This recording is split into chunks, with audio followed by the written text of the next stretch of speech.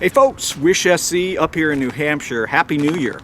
My good friend Paul called me up and just picked up a new gun. This is the HK P30SK, SK standing for subcompact. This particular version is the double action version with the decocker. It also has the LEM sights, 3-dot setup. Again, it's very easy to see, works very well. One of the nice things about the HKs, particularly the P30s, is their ability to be modular. So you can do a lot with the frame itself by simply popping this pin out here and then changing out both the back straps and the side panel so you can make the gun really fit your hands. Paul's has the large back strap because that's what fits his hands best. I'd probably select the medium size and then maybe play a little bit around with the side panels.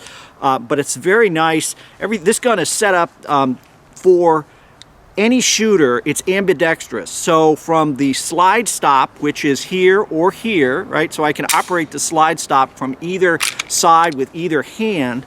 I've also got the European style mag release, the paddle release, that many people favor. And I'll tell you, I think it works great. For me, it'd just be a training issue. If this was the platform I was going to run, that's fine, no problem. It's just a training issue.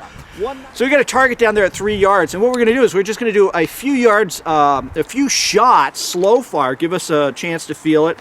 One nice thing, guys, about this gun is the VP9 magazines, the 15-round magazines, will fit in this gun. So similar to the Glock 26, similar to the Smith & Wesson M&P 9C, it can use the larger mags of the larger guns that are affiliated with it. And to me, that's a real benefit. So you got a carry gun, you got 10 or 11 rounds in it, and you've got a full-size standard capacity magazine, a 15-round magazine with that. So guys, we're going to shoot the gun right now. Can't wait. Again, special thanks to my friend Paul for allowing us to do this video today. Let's stop talking and start shooting right now. Okay folks, we're about 3 yards away from our target, and I've got a circle down there, a 2-inch circle, a B circle, and a 1-inch box on top of that. So what we're going to do is fire a few rounds just so I can get a feel of both the single and the double action trigger here. Gun has a manual decocker, right? So I can just come up here and press on the back right here. I just press it down, and that will put the gun into double action mode. So I'm going to start, and I'm going to fire a few rounds in double action. So I'm just going to press, and then we'll decock. Very long double action pull. And again, some people who shoot revolvers really like that. It is very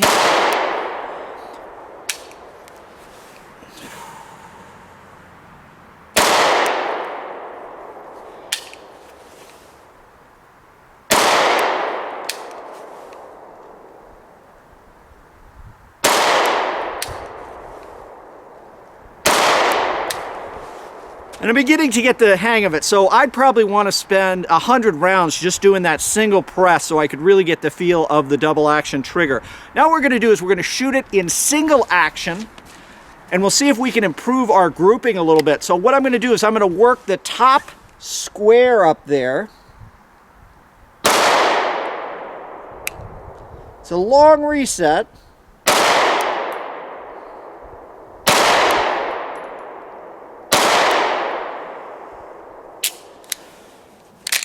Continuing our single action mode here.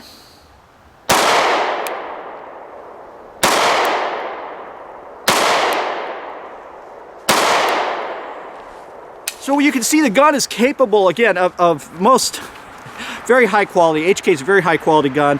We've got good accuracy. We're just shooting some 115 grain ammo. I'd want to experiment a little bit with ammo, again, with the new gun, kind of figuring out what works best. What we're going to do now is we're going to run some 2-shot to the upper chest drills. So we'll combine the double action into single action, and we'll see how that goes.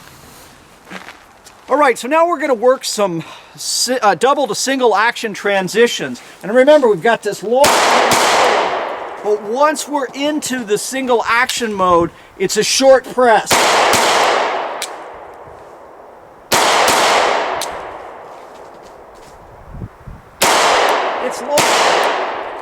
That single action though is really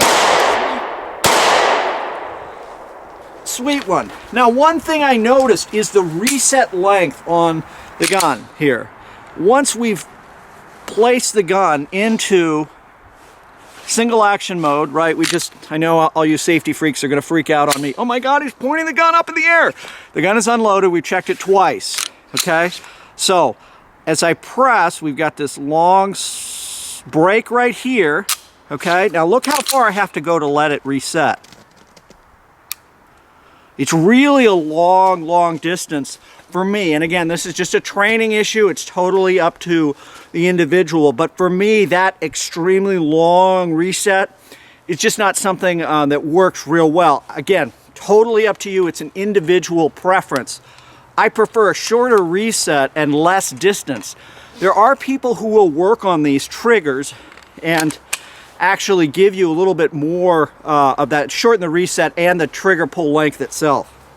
All right, so we've now inserted a VP9 mag, so a 15 round standard capacity mag, and we're just gonna fire some single action shots.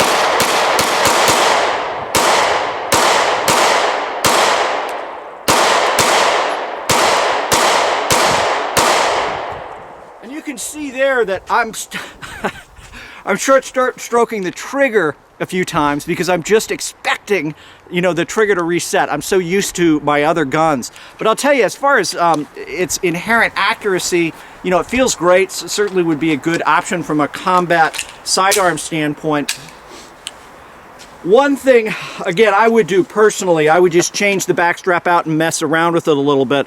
But it's a really nice compact pistol. Interestingly enough, the Glock 19 is just a little larger than this gun. And we'll show you a picture of that and you can see. But it's very similar in size to the Glock 26 and to the Smith & Wesson 9C. So that compact carry gun, the subcompact type of gun, if you're looking for something like this, it might be an option to consider. What we're going to do now is move over. We'll run some shots on the plates downrange at 10 yards and give you guys a chance to see that. Again, really nice pistol, and if you're looking for something, maybe you like that double action setup, this might be a good way for you to go.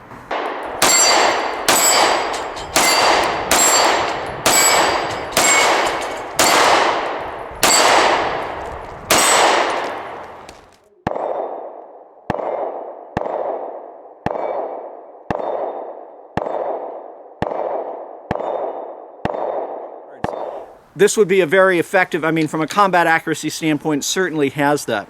Well, guys, once again, this is the HK P30SK, SK subcompact, German spelling compact with a K. Hey, that's fine. With the double action, single action trigger and the LEM sights.